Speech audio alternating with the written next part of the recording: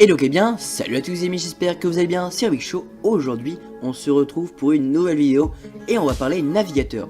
Donc je vous conseille de prendre un petit bol de popcorn, de vous installer confortablement dans votre fauteuil et je vous dis générique.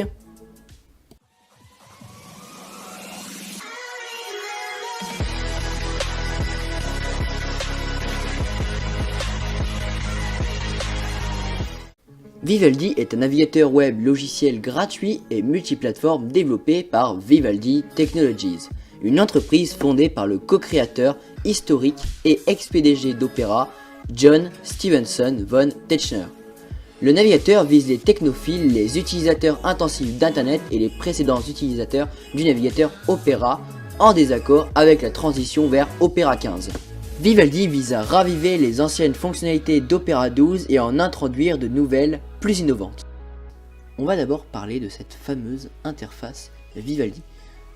On va commencer par ce qu'on appelle le panneau, donc tout ce qui est à gauche. Donc vous avez d'abord votre gestionnaire de favoris superposable, tout simplement, donc c'est ultra pratique pour gérer vos favoris. Suite à cela, vous avez les téléchargements, également superposables, c'est ultra bien fait. Vous avez également un système pour prendre des notes depuis votre navigateur. Ensuite, votre historique, classique. On va ensuite passer sur quelque chose de beaucoup plus intéressant, ce qu'on appelle les panneaux web. Donc c'est configurable, c'est des panneaux que vous mettez à gauche et qui vous permettent d'accéder à des informations.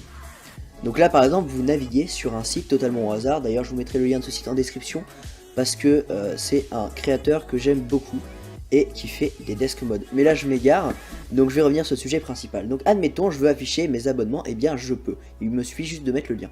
Je veux aller sur Twitter, et ben je peux également, et je peux recréer un autre panneau web avec par exemple ma chaîne pour voir mes abonnés en temps réel. Donc j'ai juste à faire plus et c'est bon, j'ai un nouveau panneau. Vous pouvez mettre tous les sites que vous voulez. En haut de cette interface vous avez également vos favoris, et ici vous avez donc encore une fois les favoris mais en plus détaillé, et ensuite votre historique. Sur cette fameuse petite fenêtre, on va pouvoir créer comme des sortes de panneaux avec des favoris un petit peu plus spéciaux. Donc par exemple là je vais pouvoir mettre YouTube, et également Twitter, pourquoi pas. Et je sais pas qu'est-ce que je vais mettre, pourquoi pas un petit L3P, ouais voilà c'est là. Et en fait du coup ça peut me faire un petit panneau principal avec mes sites préférés. Je peux créer un autre panneau pour le développement, donc quand je développe ce sera ce panneau là, et du coup il y aura tous mes favoris de dev. Enfin bref, on peut un petit peu personnaliser comme on veut notre interface d'accueil. Donc parlons des paramètres. Donc le panneau que vous voyez à gauche depuis le début, on peut le mettre à droite. On peut faire pas mal de trucs de ce genre pour les favoris, etc. Pour les thèmes, donc vous avez des thèmes un petit peu noirs, gris, un petit peu foncé, et des thèmes également plus blancs qui font d'ailleurs un petit peu mal aux yeux. C'est pour ça que vous pouvez choisir les horaires des thèmes. Un des plus gros avantages de ce navigateur, c'est que vous pouvez moduler les fenêtres. Donc là par exemple je sélectionne les deux fenêtres et ensuite je vais choisir le format juste en bas à droite, ce qui va me permettre de les superposer. Donc imaginez que vous êtes en navigation sur deux sites différents, et bien vous pouvez les superposer comme vous voulez, dans le sens que vous voulez. Vous pouvez même superposer 4 en même temps, enfin vous pouvez faire un petit peu ce que vous voulez. Et en même temps d'avoir les deux, vous pouvez ouvrir un autre petit panneau à gauche.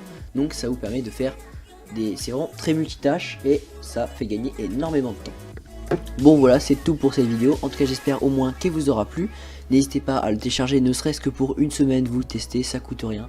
Et c'est un très bon, un excellent navigateur. N'hésitez pas à checker les liens en description, à vous abonner, à liker, à partager. Et moi je vous dis à la prochaine pour une nouvelle vidéo. C'était Rubik Show. Allez ciao.